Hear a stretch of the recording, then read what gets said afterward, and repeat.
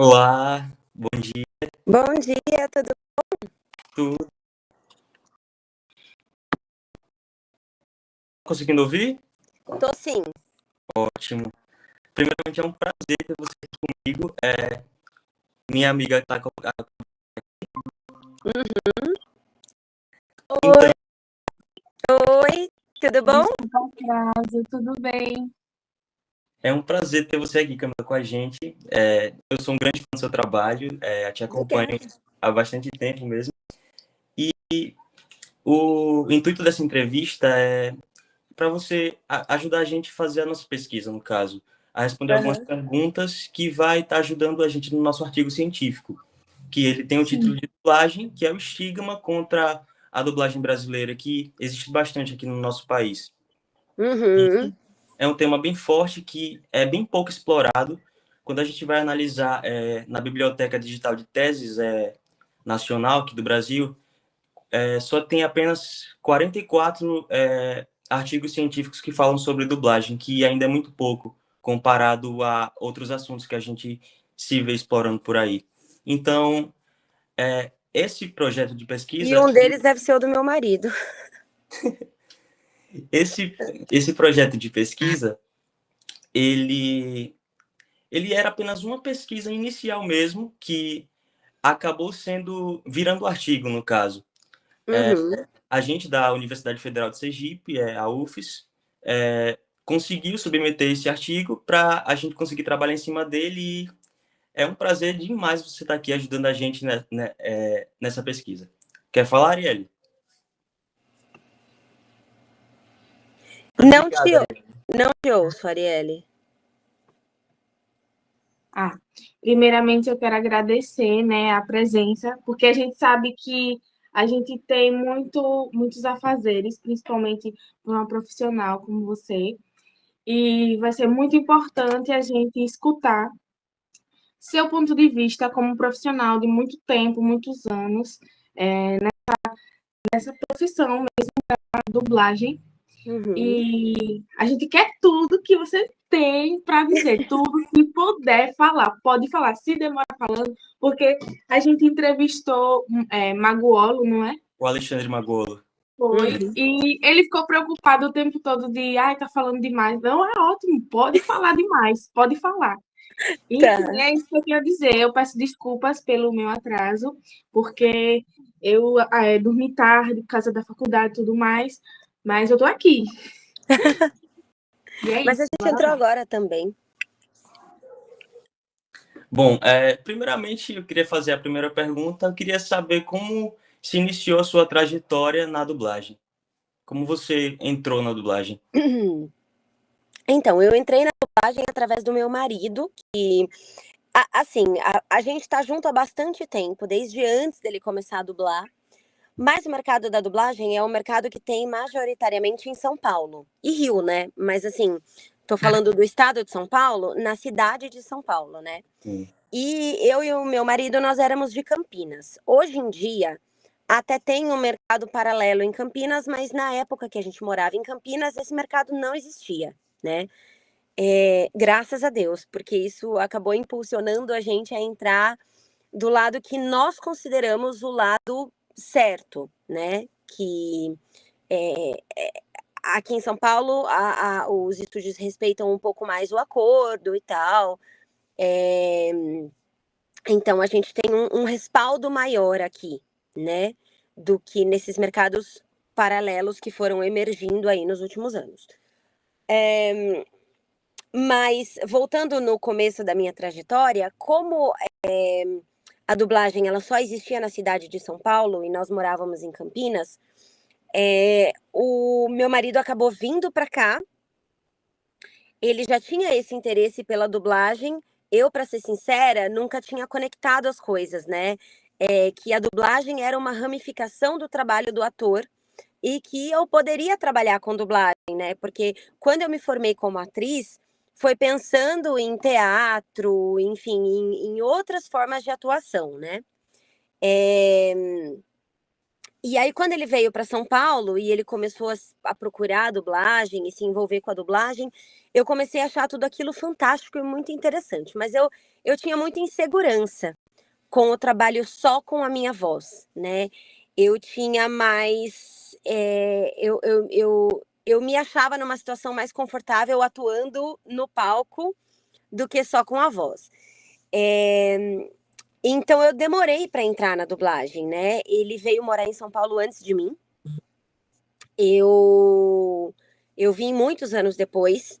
Ele veio para São Paulo em 2004 ou 2005. Eu vim para São Paulo em 2010, mas eu só fui começar a dublar em 2015.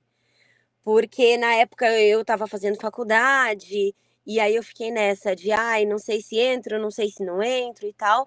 E aí em 2015, que eu já tinha acabado a faculdade, meu filho já tinha nascido, ele já estava com 1 ano já, né? Aí eu falei, não, agora eu vou mergulhar de cabeça, né? E foi a melhor coisa que eu fiz. Eu amo trabalhar com a dublagem e, enfim. E é isso, assim, é um mercado que demora para você furar a bolha do mercado, você tem que ter paciência, né? Tem que ter perseverança. Existe uma seleção natural. Muita gente quer começar, mas não tem tempo de esperar ou não tem paciência para esperar. Mas eu fui aos pouquinhos, fui tendo paciência, perseverança e acabei furando a bolha e enfim, maravilhoso. Hoje em dia eu sou muito feliz com o que eu faço. Sim. E eu posso ressaltar uma coisa. E a gente não imagina que isso vem de uma pessoa que fez tantos trabalhos e que a gente reconhece só com a voz normal, assim, comum, entendeu? Tirando os trabalhos. E isso faz com que a gente sinta que é possível, com a dedicação, óbvio, com o estudo, né? Porque não é, ai, de uma hora para outra. É isso que Sim, nos dá a entender. exatamente. E partindo desse ponto do que a Ari falou, eu gostaria de fazer uma pergunta, acho que é bem interessante, que como foi para você dar a voz a personagens tão fortes e populares como a Amba em Soul Luna e a Lu em Elite? Teve algo que te marcou nesse processo? Ai, foi maravilhoso, assim, principalmente a Âmbar, ela foi uma escola para mim, porque eu peguei essa personagem quando eu estava começando, foi no susto. Quem fez a primeira temporada dela foi a Pri Concepcion, maravilhosa, mas ela teve que parar de fazer a série porque ela tava para ter o filho dela e a dublagem não pode esperar, tudo acontece muito rápido, né, na dublagem. Então, ela realmente teve que abandonar o personagem. E aí eu peguei a Amber num momento assim que foi muito difícil, né, para mim, porque ela é uma personagem difícil e eu não tinha todo o preparo que eu precisava ter para aquela personagem, então eu mergulhei de cabeça na série, assim, e tanto que assim, eu era apaixonada pela série na época, né, que já passou bastante tempo hoje, então é mais tranquilo, mas assim, eu era inclusive muito emotiva com tudo porque me marcou muito. Então, assim, a Âmbar é um personagem muito especial na minha carreira, que me ensinou muita coisa. Tanto que eu até brinco que hoje em dia, se me dessem a primeira temporada para redublar, eu redublaria fácil, assim, porque eu acho que hoje eu faria com uma consciência muito melhor, assim, né? Eu precisei da primeira temporada inteira para entender o que eu estava fazendo e para chegar na segunda temporada um pouco mais segura e um pouco mais tranquila com o meu trabalho, né? Mas foi fantástico, assim, né? E a Lu veio na rabeira da Âmbar, porque elas têm um temperamento meio parecido ali, né?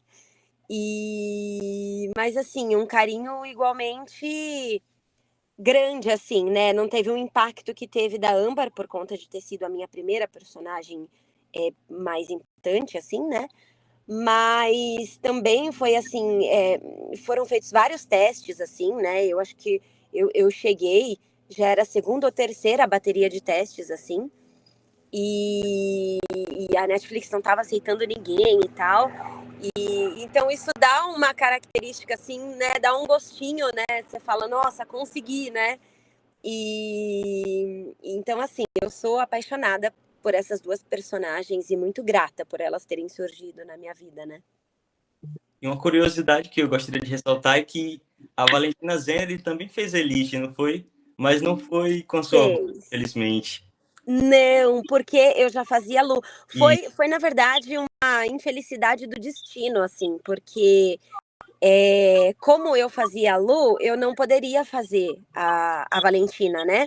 sim, Mas a Lu já não estava mais no Elite quando a Valentina entrou. Então eu não fiz nem a Lu e nem a Valentina Zeneri, porque, né? Mas não tinha como ser a mesma voz. E curiosamente acabou sendo a voz da Mari, que era a aluna, né? sim, sim. Mas se ela, enfim, fez brilhantemente o trabalho dela com a Valentina Zeneri também. Mas eu gostaria muito de ter feito, porque a Valentina Zeneri é uma atriz assim que eu adquiri um carinho imenso assim por ela, inclusive conheci ela, né? E então eu queria muito ter podido fazer, mas não deu certo e tudo bem, assim, né? Existem, enfim, a roda gira, né? Outras coisas vão surgindo e tal. Sim. Vindo com mais perguntas. Na sua opinião, por que mesmo a dublagem brasileira tendo tanta qualidade, ainda existe, em certa parte, preconceito ou a desvalorização, na sua opinião? Então, você falou uma coisa certa mesmo, assim, a dublagem brasileira, ela tem uma qualidade bem elevada, se você for comparar com dublagens de outros países, né? Então, realmente, ela deveria ser mais valorizada. Eu acho que existe um costume, infelizmente, do Brasil, de às vezes não dar o valor que deveria dar para a cultura, né? Mas eu acho que um pouco dessa questão de preconceito e tudo mais, eu acho que ela vem um pouco da ignorância, assim, né? Das pessoas não entenderem do trabalho, porque a dublagem, ela é inclusiva, né? Então, para quem consegue ler, para quem enxerga, para quem não tem nenhum problema, pode até falar, eu odeio dublagem, né? Mas eu acho que tem que ser considerado, né, que a dublagem ela liberta, porque tem milhões de pessoas aí por aí que dependem dela para conseguir ter acesso a algum produto, que não ou que não sabem ler, ou que não têm a leitura perfeita para poder ler uma legenda, que é rápido, né? Para pessoas que não enxergam, que têm alguma deficiência. Então, é, tudo isso tem que estar considerado, né? Quando você fala, não é assim simplesmente odeio a dublagem, prefiro assistir um produto legendado, tudo bem, é a opinião de cada um, tá ótimo, né? Mas isso tem que ser considerado, né? O quanto a dublagem é importante para quem precisa dela, e tem muita gente que precisa, né? Então, às vezes, as pessoas não consideram isso, né? Às vezes a pessoa fala, eu odeio um produto dublado, mas a pessoa tem uma filha de 4 anos que consome só produto dublado. Então, talvez ela não odeie tanto, porque sem a dublagem a filha dela não estaria conseguindo entender os produtos, né? Então é uma questão de você pensar mesmo, né? Eu acho que esse comentário eu odeio a dublagem, ele vem muito assim da boca para fora sem você raciocinar, né? Porque é isso, é muito importante, né? Para muita gente. Sim, sim, verdade. Você tocou no ponto que é bastante falado, que aquelas pessoas que só assistem legendado, fala mal da dublagem, mas nunca chegou a saber o que é que se passa de verdade no ramo da dublagem, nunca chegou para assistir um conteúdo de qualidade, de qualidade maravilhosa que a dublagem brasileira tem hoje. E seguindo Ou, um ponto daí, desculpa, vá, pode falar. nesse ponto daí, eu queria te perguntar se mesmo com personagens tão conhecidos, como a Lu de Elite é conhecida bastante, a Amba também, muita gente não faz ideia de quem está por trás da voz. Como você enxerga essa invisibilidade que ainda existe no trabalho do dublador? Então, é uma coisa que a gente, ao longo desses últimos anos, tem tentado trabalhar mesmo, assim. Por um lado, a gente que entra na dublagem, a gente já sabe que o estilo de trabalho é esse, assim, nós somos desconhecidos mesmo, né? São ócios do ofício, assim, né? Esse trabalho que é só com a voz, que não aparece a imagem. É, então, é, por um lado, a gente sabe que é a característica do nosso trabalho, mas a gente sabe também que isso poderia ser um pouquinho mais valorizado nesse sentido, né?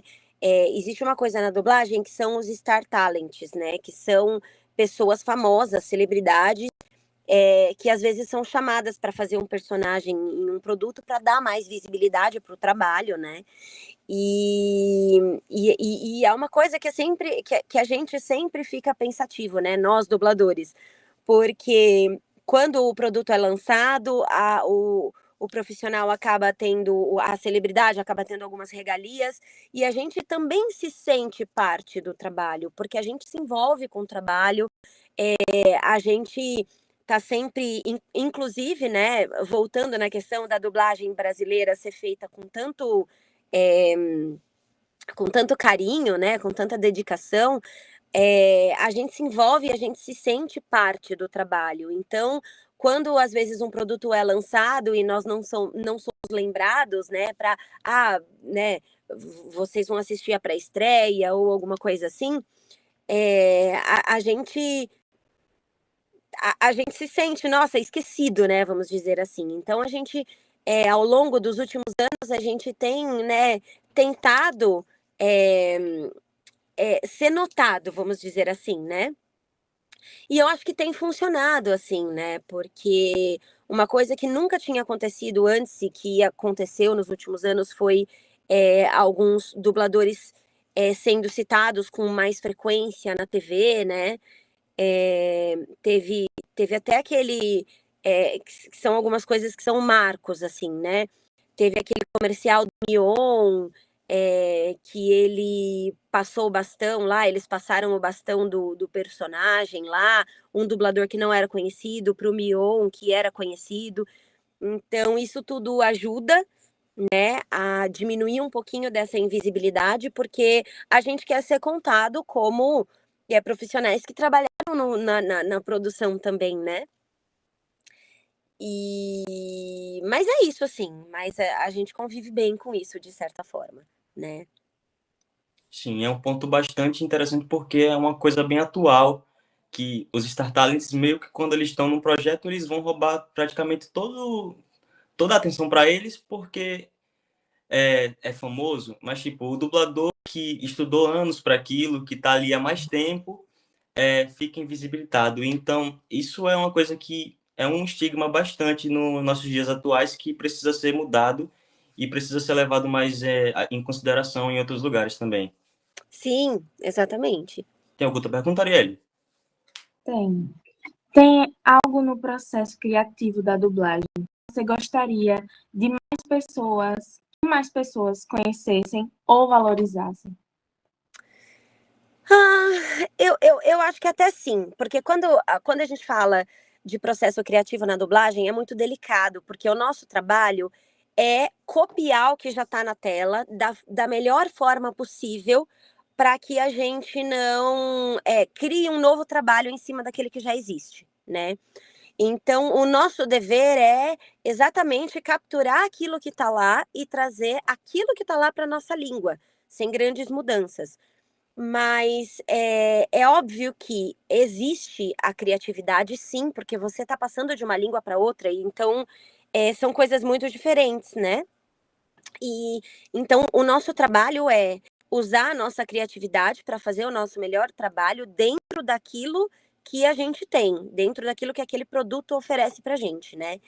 E o que eu vejo muito acontecer é as pessoas, por exemplo, elas às vezes assistem um produto dublado, só que elas já assistiram ele legendado, e aí elas começam a apontar o dedo, mas na legenda não estava assim, mas ele falou diferente, olha a legenda como tinha 3 frases e o dublador diminuiu para uma.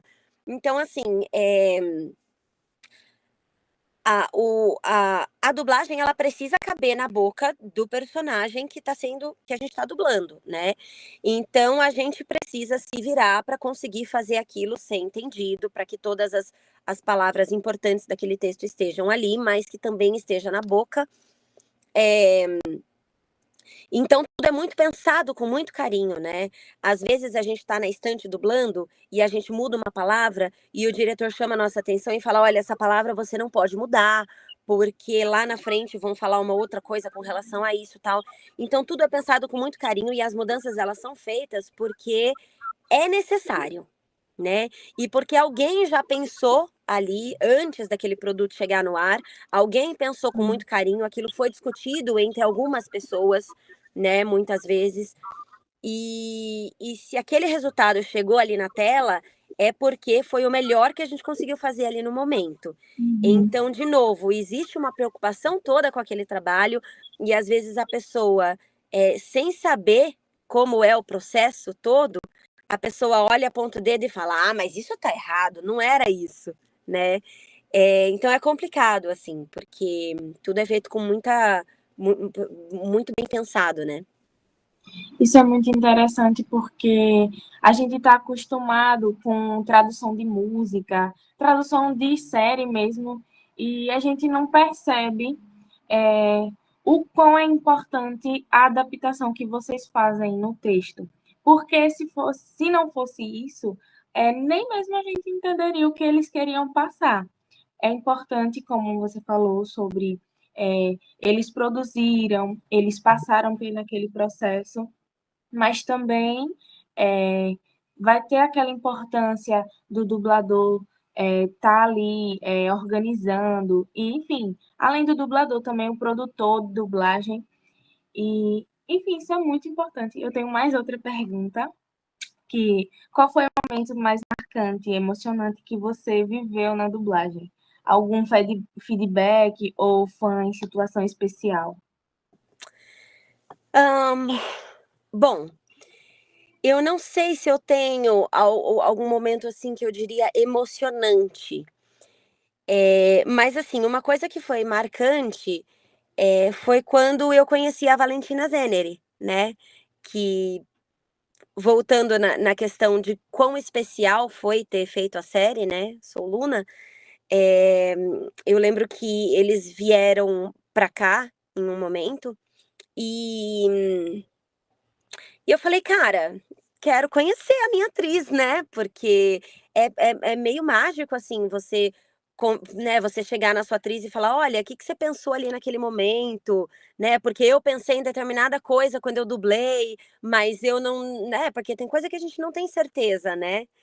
A gente vê o que tá ali no texto e tal, mas a gente que dubla, a gente não presta atenção só no texto, a gente dubla o olho da personagem, o gesto da personagem, as entrelinhas ali da personagem. Então, muitas vezes, e a Âmbar, por exemplo, que era uma personagem que ela era vilã e bem irônica, ela estava sempre dizendo uma coisa, mas pensando em outra, né? Tinha muita carga ali emotiva em tudo que ela falava, então é legal, assim, poder ter essa conexão e falar, nossa, que legal, né?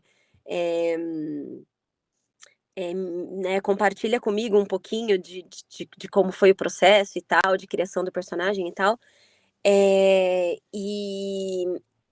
ainda voltando na questão da invisibilidade dos dubladores, né?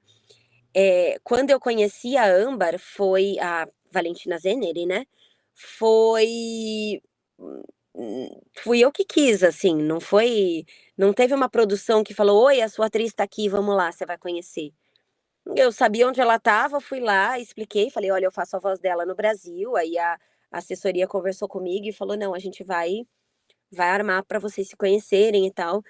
E foi bem legal. Então foi um momento marcante, apesar de já fazer muito tempo, né? Mas foi bem legal.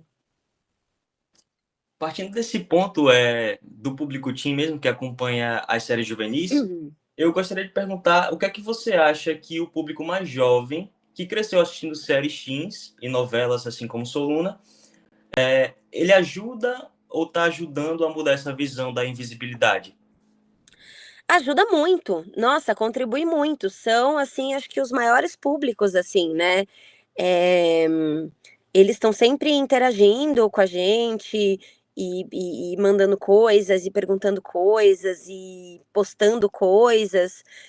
Isso ajuda muito, essa coisa agora da tecnologia, né? Que de 10, 15 anos para cá é outra, né? Proporciona isso também, da gente poder ter uma conexão maior, né? Com as pessoas ficarem acessíveis, né, a gente e o contrário também. Então, eu acho que ajuda muito, sim. Com certeza, contribui muito. E é muito importante porque é um público que está ali acompanhando aquelas produções e eles têm um forte poder de comunicação hoje em dia, Exato. principalmente nas redes sociais, que vai estar ali ajudando nesse trabalho de dar mais visibilidade à dublagem brasileira, que é muito importante. Sim. Eu tenho mais outra perguntinha, que se você pudesse mudar alguma coisa na forma como a dublagem é vista no Brasil, o que você mudaria?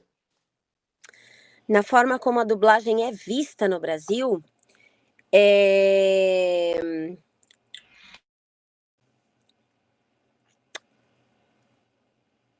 eu acho que, assim, tem de novo, voltando para a questão de como a gente se dedica, né, para fazer o trabalho e as pessoas não têm essa noção. Então, eu acho que o fato da gente ter uma visibilidade maior traria uma consciência maior para todo mundo, né? De como é feito o trabalho, uma proximidade maior com o tema, né? E para que as pessoas entendessem um pouco mais.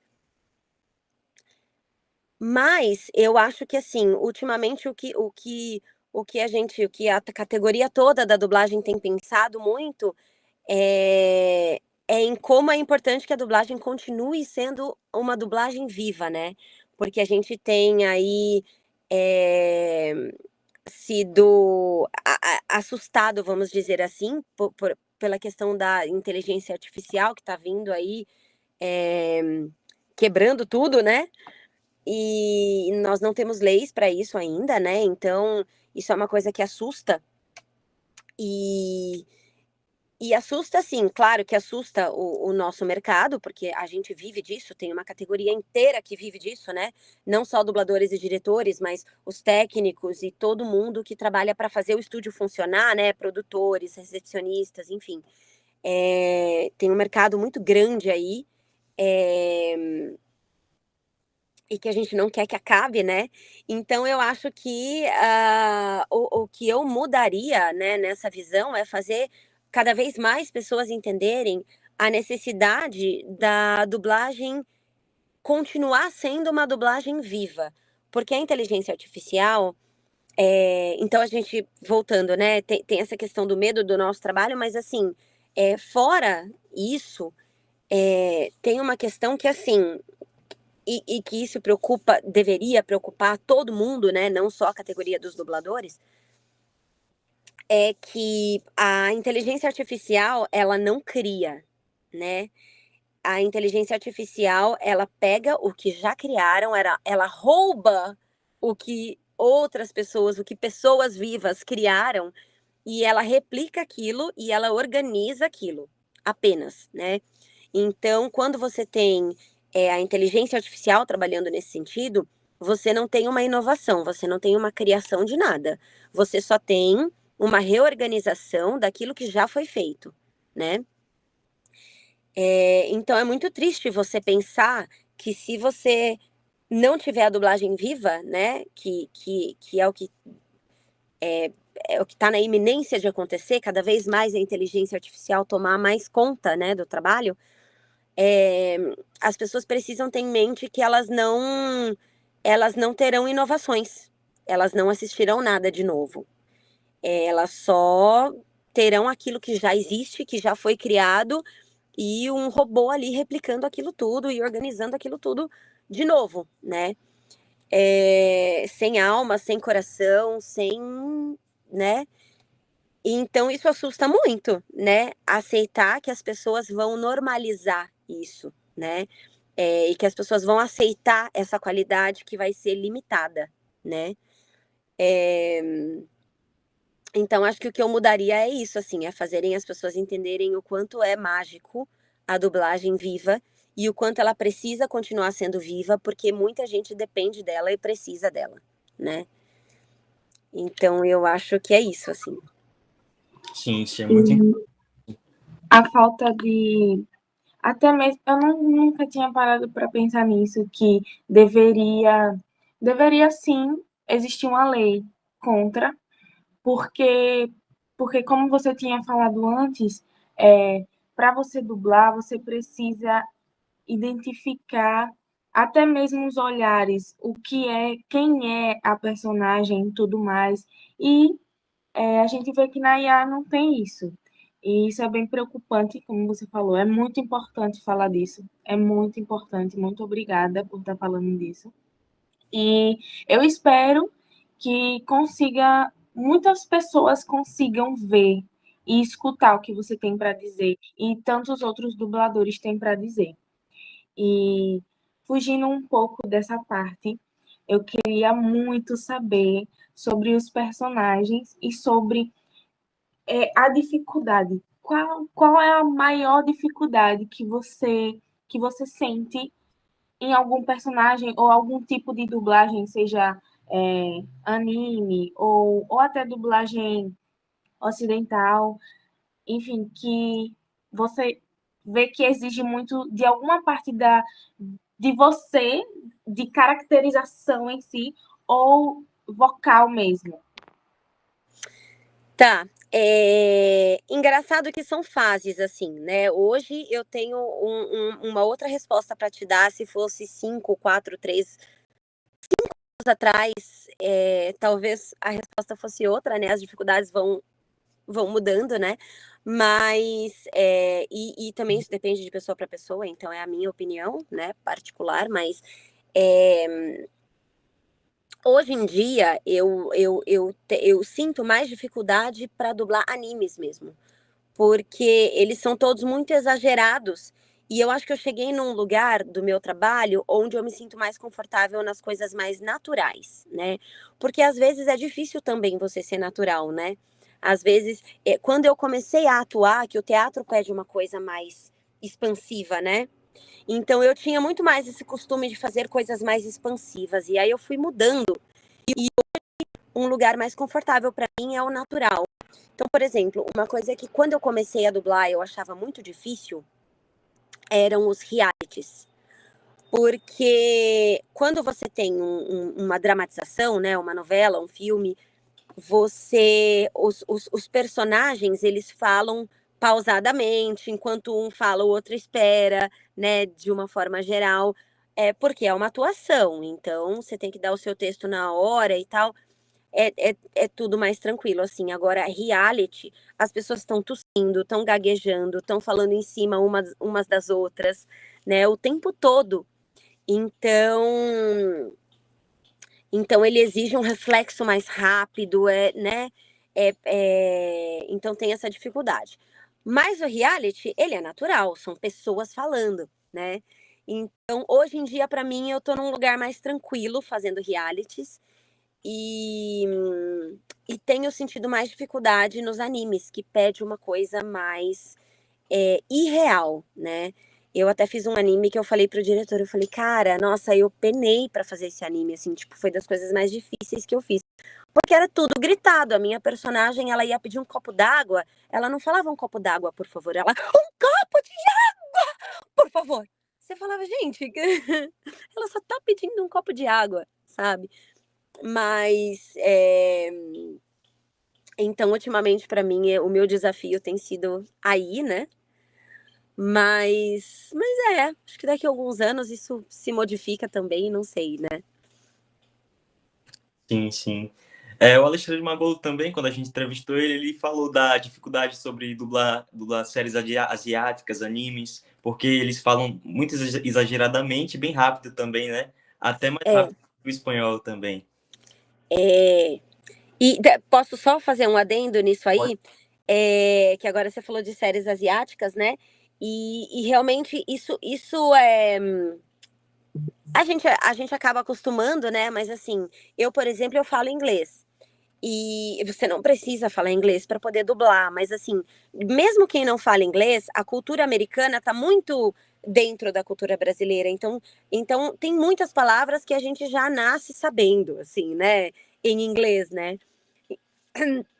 Então é mais fácil você se situar quando você está dublando alguma coisa do inglês. E o espanhol é muito próximo do português, então é fácil também de você entender algumas palavras para você saber aonde você tá, né? Quando você tá dublando. Agora, quando você dubla, eu, por exemplo, que não sei nada nem de japonês, nem de coreano, nem. A gente dubla bastante coisa turca também. É, e eu também não sei nada dessas línguas, acaba tornando o trabalho mais difícil, porque você não sabe, quando você tem um texto grande para falar, você não sabe onde seu personagem tá, né? Eu, às vezes, me guio pelos nomes, né? Quando a pessoa fala um nome de alguém ali aí eu entendo o nome que ela tá falando e sei onde ela tá no texto. Mas isso também é um pouco complicado, mas não é no sentido da interpretação, e sim no sentido de você se localizar quando você tá dublando. Mas é um plus, assim, é um pouco mais difícil quando você dubla de uma língua que é bem diferente da sua. Sim, sim.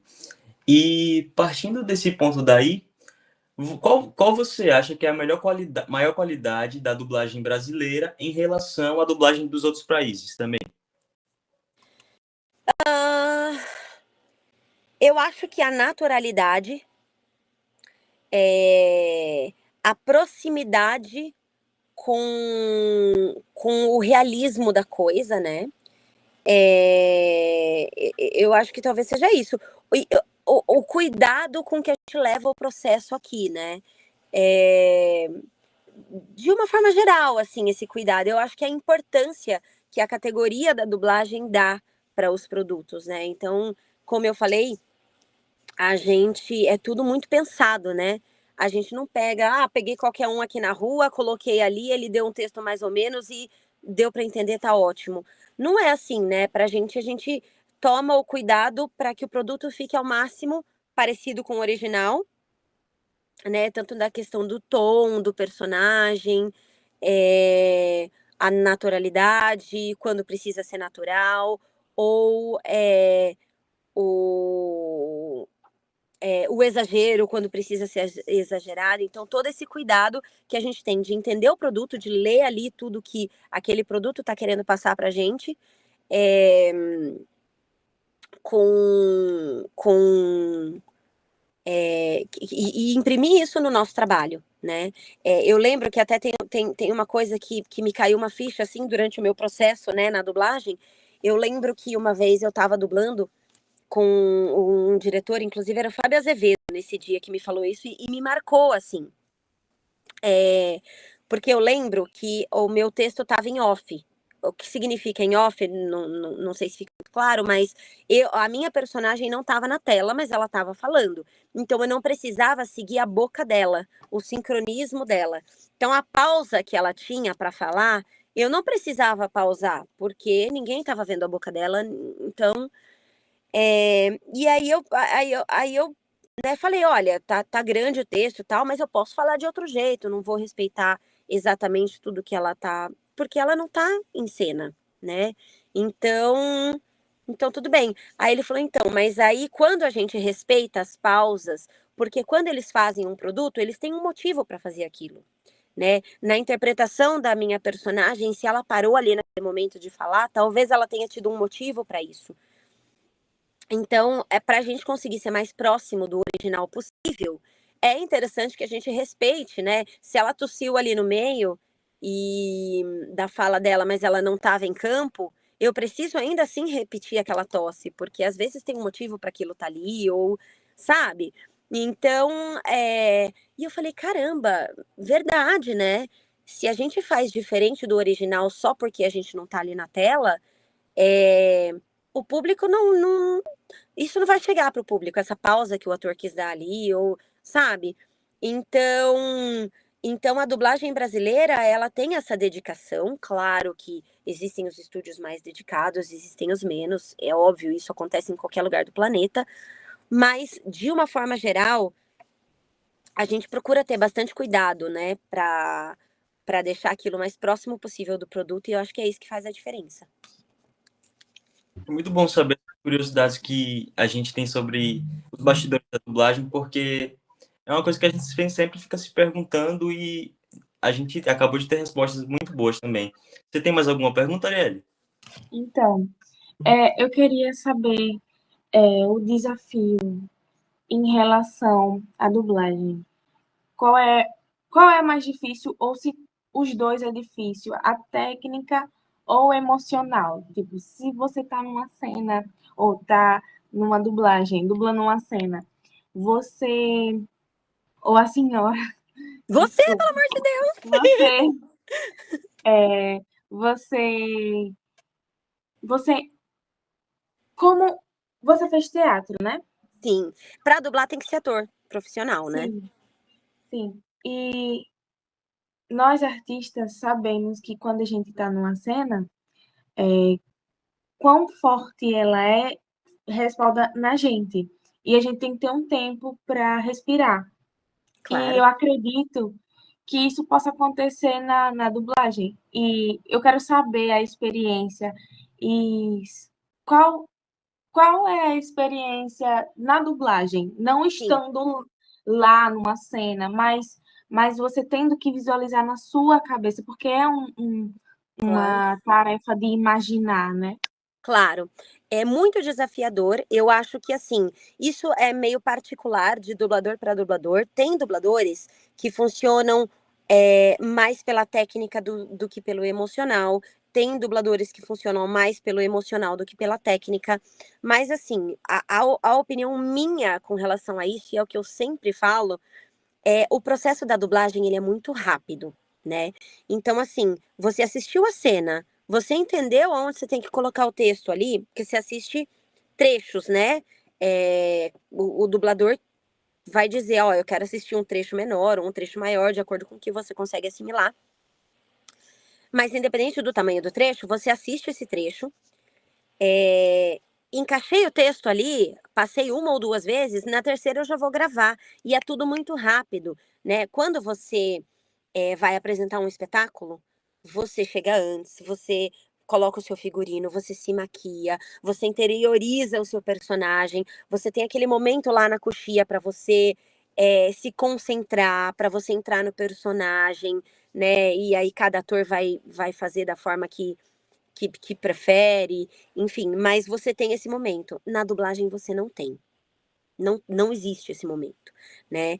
E é uma coisa que eu sempre falo, deveria existir, principalmente quando você vai fazer uma cena mais emotiva, por exemplo, é uma coisa muito louca, porque assim, você passou a cena, tá? É uma cena onde, vamos supor, a sua mãe morreu, tá? E você tá indo, sua mãe morreu no seu braço e você tá se despedindo dela. Assisti a cena. A hora que eu acabei de assistir a cena, eu vou falar, ah, beleza, pode gravar. E aí, o técnico, quando o processo é o seguinte, se a sua cena começa no minuto 1:50, o técnico vai colocar sempre 3 segundos antes. Então ele vai dar play no 1:47, e aí no 1:50 você já entra chorando, falando, emotiva. Então, assim, é o tempo que você tem para respirar e entrar, né? Então, muitas vezes eu faço uma cena pela técnica, mas eu não chego na emoção que eu deveria, porque eu não tive 20 segundos antes para me concentrar, sabe? E eu sempre falo que deveria ser assim, mas o processo da dublagem não é assim. A gente consegue um resultado bacana fazendo na velocidade que a gente faz. Mas eu sempre sinto falta. Eu sempre falo, tem cenas que eu falo, cara, ela acabou de sofrer um aborto. Tipo, pera, cara, o marido morreu, cara, sabe? Então eu sinto falta, mas eu não posso chegar no estúdio e falar, agora eu preciso de um tempo, né? Não é assim que funciona. Então a gente faz do jeito que tem que fazer mesmo. E dá pra chegar na emoção, né? Tipo, às vezes quando é uma cena maior ou Às vezes eu até tento, quando é uma cena mais emotiva, particularmente falando, eu às vezes até tento passar menos vezes. Porque o que eu fazia antes é, nossa, essa cena é babada, vou passar mais vezes para na hora que eu chegar para gravar, eu ter menos a possibilidade de errar e tal, para fazer bonitinho e tal. Só que eu percebo que quando eu passo 3 vezes, por exemplo, e gravo na quarta, ou passo 2 e gravo na terceira, eu já perdi a emoção. E aí eu precisaria dessa concentração para chegar na emoção e eu não tenho. Então, às vezes, eu passo uma vez e falo, ai, grava. Grava porque na segunda eu ainda vou estar emotiva com a cena, sabe? E Então é você isso. acha que essa demora ou essa falta de ter um tempo é por causa da correria que existe dentro de um estúdio de dublagem? Sim, acho. E porque as pessoas elas se acostumaram com essa velocidade, né? Porque antigamente a tecnologia era outra. Então, assim, demorava-se muito mais tempo para gravar, né? E a gente acaba que a gente vai acompanhando a tecnologia, né? E quanto mais a tecnologia vai evoluindo e a gente vai tendo artifícios ali que fazem com que o trabalho seja mais rápido, mais isso vai obrigando que nós, seres humanos, sejamos mais rápidos também, né? E, e a gente acaba, como a gente está sempre no estúdio, a gente acaba tendo essa prática de, ai, vai, vou chorar, começa. E vai, entendeu? Eu particularmente sinto essa falta. Não é todo mundo que sente essa falta, né? Eu sinto. Eu acho que eu queria me concentrar primeiro, pensar na minha mãe, que tá morrendo, que não sei o que, para depois entrar na cena. Mas a gente tem que ir com a prática do mercado, de todo mundo e tal. Então, vai, a coisa é rápida, é um trabalho mais técnico mesmo, né? Por só ter a voz ali, fica mais fácil, né? Porque quando você tem que ter, né? Você tem que chorar, precisa cair a lágrima e tal. Aí é outra coisa, você tem que se concentrar mais. Aí, como é só a voz, a gente consegue ir tendo uma qualidade legal do trabalho assim, é, mas é isso, né? Tipo, eu gosto quando eu tô no estúdio e eu arrepio, né? Fazendo a cena, assim. Eu gosto dessa sensação, que traz uma qualidade muito melhor pro meu trabalho quando eu me envolvo, né? Mas, enfim. É bem interessante esse ponto que você citou de ter um tempo mesmo, porque às vezes as próprias pessoas podem pensar que o dublador tem um tempo para ver como são as características dos personagens, mas quando você chega no estúdio já é direto para dublar também, né? Sim, Então, sim. é corrido mesmo. E é, partindo de um ponto um pouco diferente agora, teve algum dublador ou dubladora que foi referência para você no começo da sua jornada, da sua carreira? Sim, muitos. O próprio Robson, meu marido, é, porque ele desde sempre se destacou bastante, né? E ele, inclusive, por eu conhecer perfeitamente ele, né? Tanto na vida como na dublagem, eu sei como ele é um profissional dedicado e como ele tem uma visão, assim, às vezes ele entende coisas que as pessoas não chegaram nesse nível de pensamento, assim, modéstia à parte, né? Que é meu marido, mas enfim. Então, ele sempre foi uma referência para mim. Mas outras pessoas, assim, também. Eu sempre falo de algumas pessoas, assim, a Angélica, por exemplo, a Angélica Santos, que é minha amicíssima, assim, eu gosto muito dela como pessoa. E é que, assim, existe uma coisa também que quem tá de longe conhece o profissional só pelo trabalho que ele entrega ali no produto que ele faz. Mas quando você está envolvido e você conhece como a pessoa se dedica para aquele trabalho, quais são os valores daquela pessoa e tudo mais, aí é uma outra coisa, assim. E a Angélica, ela é referência para mim no sentido de que ela é maravilhosa. Ela, quando ela tá na estante, quando ela tá no estúdio, ela entrega tudo. Ela é sensacional, né? E ao mesmo tempo, quando ela sai do estúdio, ela desce mesmo do palanque, porque ela é pequenininha também. Então, normalmente ela sobe para gravar, né? No, como é que chama? Eu chamo de 3 tabelas, mas enfim, no degrauzinho, né? E ela é de uma humildade, né?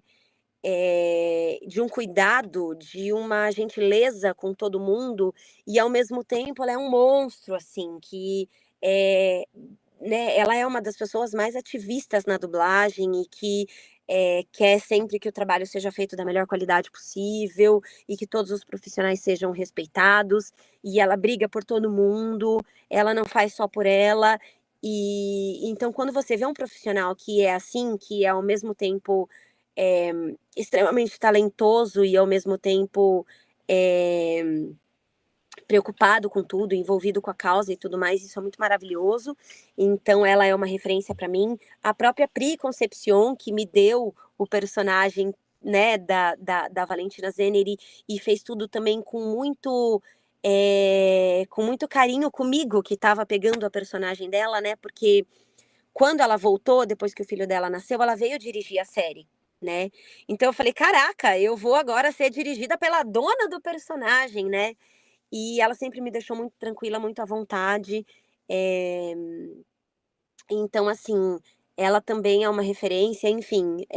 E muitas outras pessoas. Se eu ficar aqui, eu já vou citar mais uns 10 nomes, assim, de pessoas que eu vejo, que eu vi a dedicação delas quando elas começaram e tudo mais. E a qualidade do trabalho dessas pessoas hoje em dia, assim. Então, uma pessoa que eu sempre falo também da qualidade do trabalho, que eu gosto muito também, é a Samira Fernandes. É, então tem várias pessoas assim que eu me espelho nelas assim e gosto muito do trabalho, dos valores e tudo mais.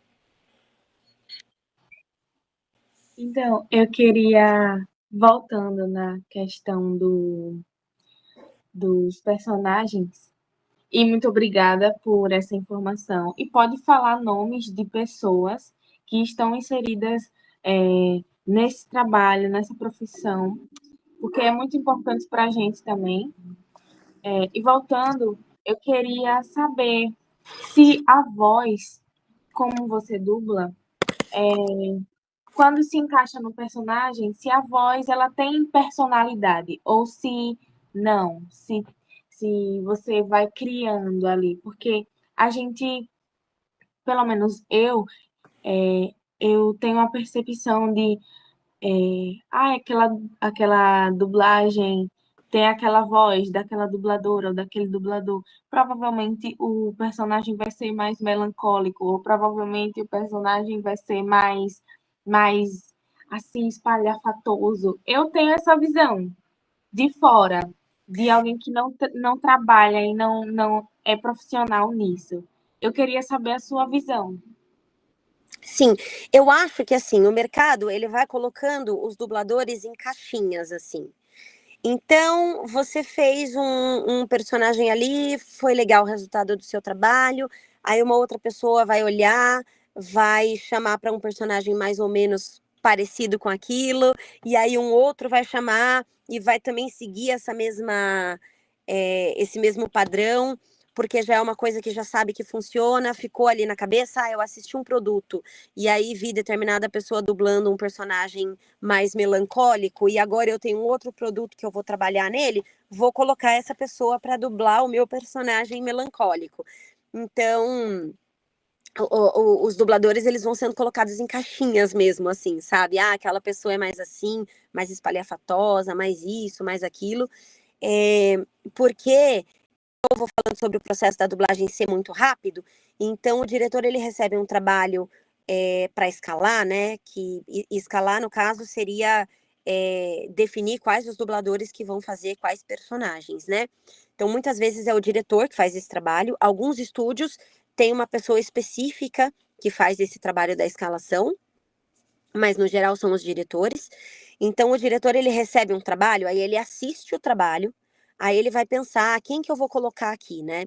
Só que às vezes o diretor, isso também tem que ser colocado, porque existe muito uma coisa no mercado da dublagem de, tal diretor não me colocou para fazer tal trabalho e tal. Mas às vezes o diretor tá lá trabalhando num domingo à noite com o filho dele querendo atenção e tá tendo, e aí ele vai colocar quem ele lembra, né? quem ele tá lembrando ali no momento. Então, eu assisti um negócio, tinha uma pessoa bem espalhafatosa e quem dublou foi a Angélica. Eu vou colocar a Angélica, né? Então, isso acaba acontecendo, assim, automaticamente, né? E não que seja, né? É legal também a pessoa que dubla uma pessoa mais melancólica fazer uma coisa diferente também. Isso é legal para o dublador e é importante. E sempre tem uma oportunidade. Mas, no geral, as pessoas acabam seguindo mesmo, né? Então, acaba acontecendo isso. Esse movimento acontece, sim, né? Das pessoas dublarem sempre personagens meio parecidos, assim. Interessante essa informação, porque a gente imagina por trás mesmo dos bastidores da dublagem se realmente acontecia isso. E você nos confirmou que muitas das vezes sim, o que é muito interessante. E agora, caminhando para o final, eu gostaria de te perguntar qual foi o maior aprendizado que a dublagem trouxe para a sua vida pessoal? Eu acho que são muitos, mas eu queria ressaltar aqui agora a questão da união dos profissionais da dublagem, assim. É claro que eu tô generalizando e sempre tem alguns profissionais que acabam andando na direção contrária, mas assim, eu venho de um mercado que é o mercado do teatro, né? Nem todos os dubladores. Para você ser dublador, você tem que ser ator profissional. Mas nem todos os dubladores trabalharam com teatro necessariamente, né? Muita gente sim, mas alguns já se profissionalizaram para dublar, né?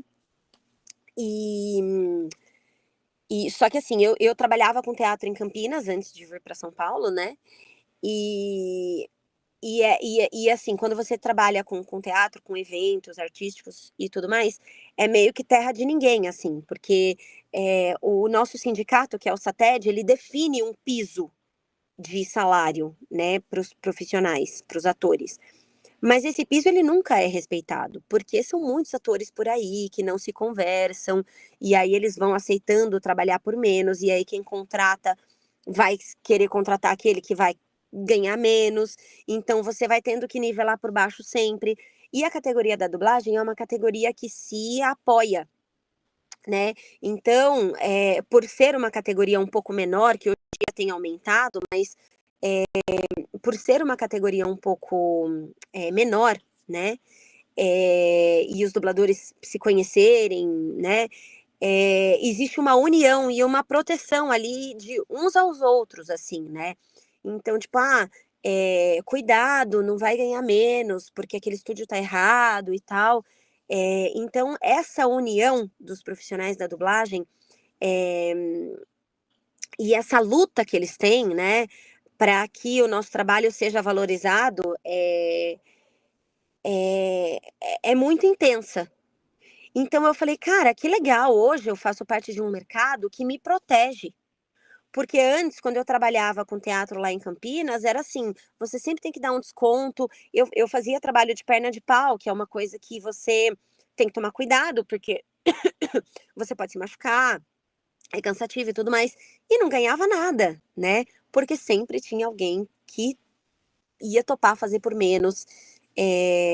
Então, assim, o mercado da dublagem, ele é mais unido, ele se protege mais, e é uma lição que eu tenho para a vida, assim, porque hoje em dia, se eu estiver em outros lugares, assim, eu vou procurar me preocupar com os outros, porque eu sei que sozinha eu não vou crescer, né? Eu preciso de todo mundo que está ali junto comigo, né? Então, por exemplo, eu faço aula de dança, né, hoje em dia, e a gente, final do ano, a gente apresenta e tal. Não adianta eu querer crescer sozinha dentro do meu trabalho, porque quando a gente subir no palco, é um grupo todo que vai apresentar.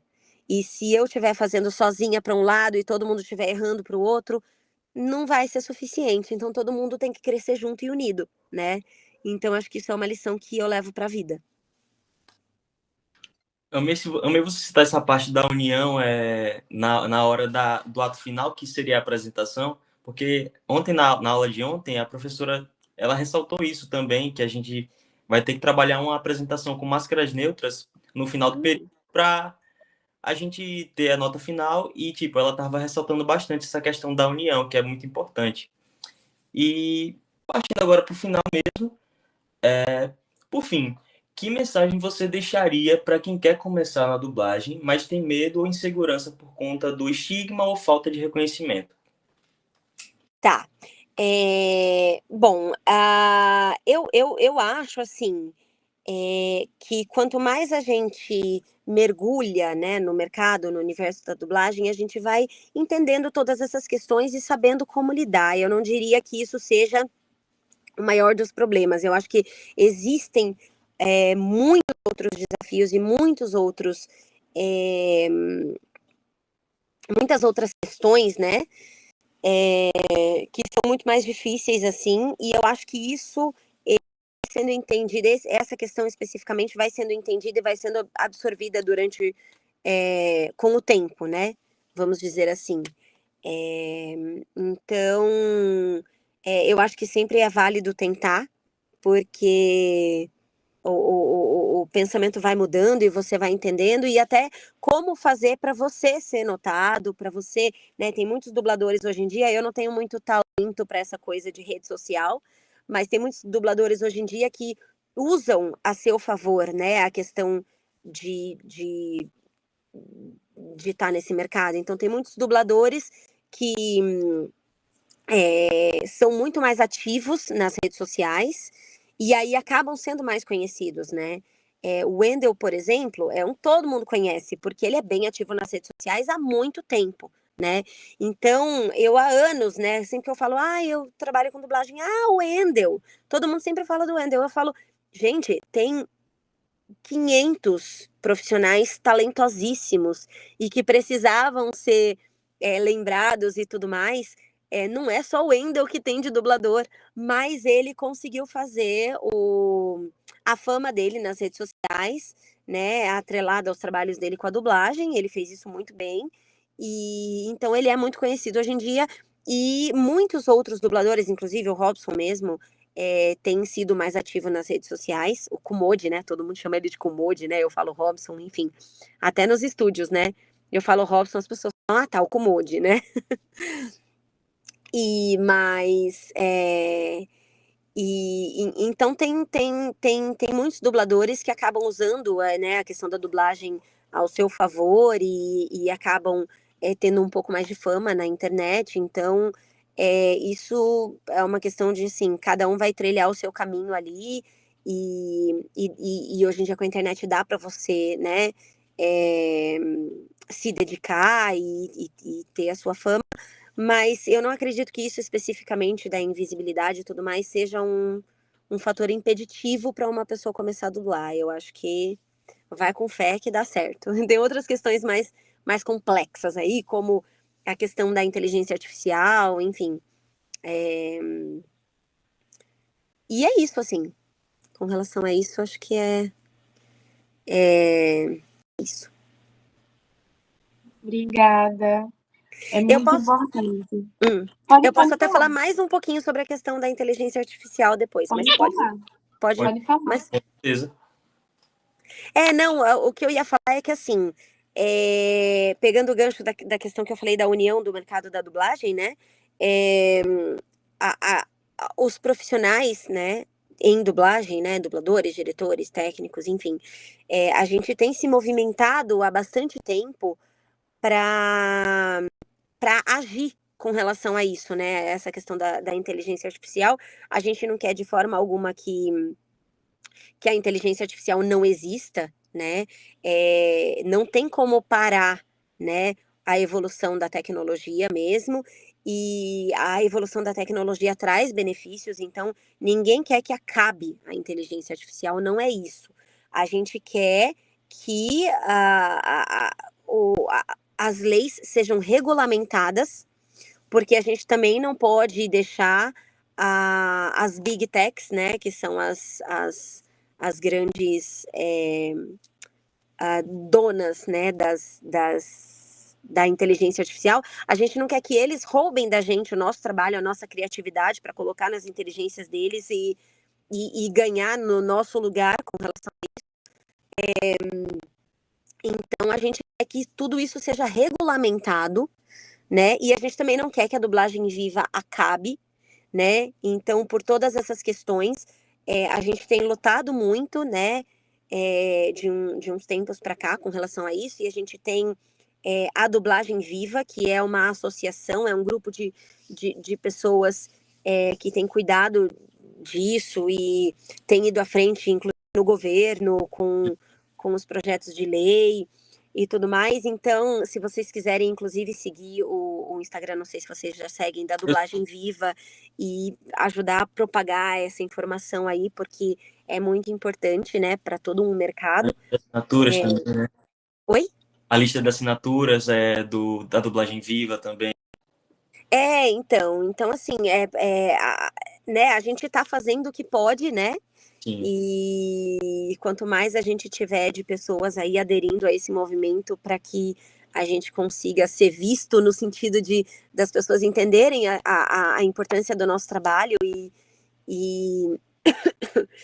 e colaborarem, né, os políticos, inclusive, colaborarem para que a gente tenha leis que protejam o nosso trabalho, assim como existe a CLT, que protege tanta gente. Nós não somos nada, nós não somos CLT, né? Nós somos PJ, e é isso, né? Se a gente não tem trabalho, a gente também não ganha, não tem nenhum respaldo. Então, a gente precisa de leis que estejam do nosso lado, né? E é por isso que a gente tem se movimentado e tá tudo aí na internet, né? Sim. Sim. Inclusive, Eu acho estava também com a ideia de imprimir alguns cartazes que falassem do valor da dublagem brasileira para espalhar pela nossa universidade. A gente também fez uns formulários também, que é para o grupo teste do nosso artigo, e a gente está espalhando pela faculdade, que acho que é uma iniciativa legal para o pessoal Legal. que mais dublagem. Muito legal. Obrigada. E a gente agradece a sua participação, Só vai cair.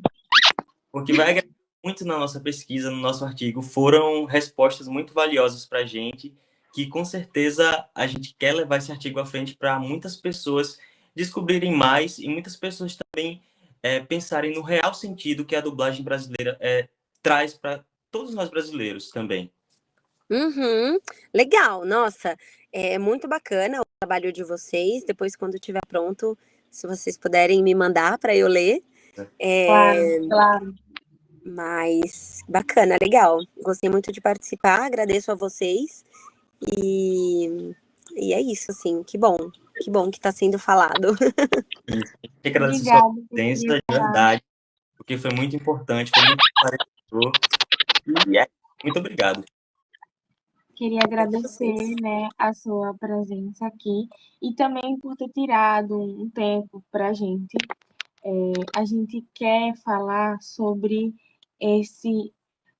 problemas envolvendo um certo público, né, que enxerga a dublagem de uma forma preconceituosa e também sobre isso da IA, que é muito importante falar, porque nós, como artistas, eu gosto de repetir isso, porque somos artistas,